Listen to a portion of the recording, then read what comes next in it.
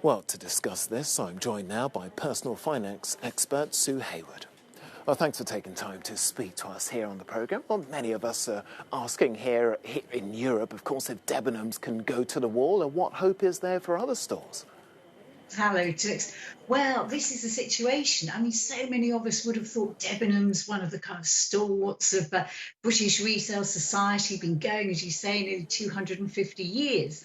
So for a lot of people, it was a shock. Having said that, it had been in administration for quite some time. It had had problems, and a lot of its concessions, things like Topshop, Miss Selfridge and companies like that, of course, as we know, were part of the Arcadia brand, which of course went into administration only the day before. So the fact that Debenhams has now gone into liquidation is really the end of the road, if you like, because they are literally now this morning having a big, as the doors opened, a huge big sale, 70% off in some cases. The website crashed early this morning as people were desperate to get on and bag a bargain. But of course, there's a huge number of jobs at stake. While eager bargain hunters are out there, we're talking about 13,000 jobs potentially to go. And when you add into that the Arcadia empire, you're looking at 25,000 jobs in total that could be at risk right now, with people facing a very uncertain future.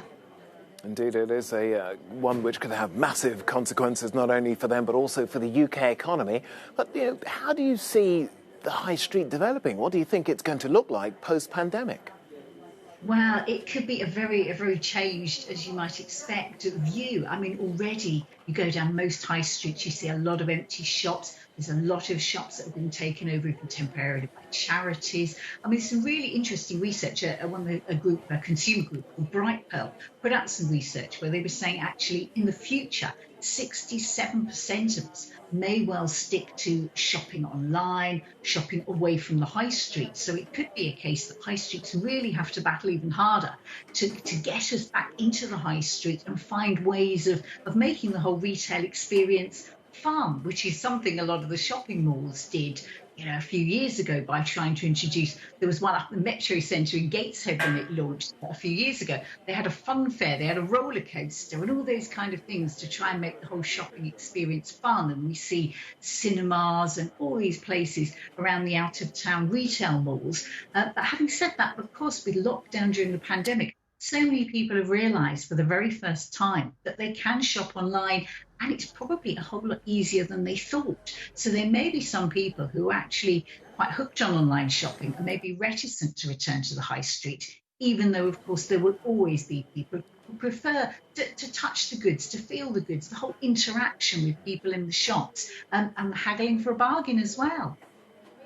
Yes, indeed, they have become cathedrals for commercialism, some say. But is the picture the same across Europe? Because for Britain, for example, I'm thinking, it's had 7-day shopping for so many years now, a phenomenon which isn't widespread across the continent.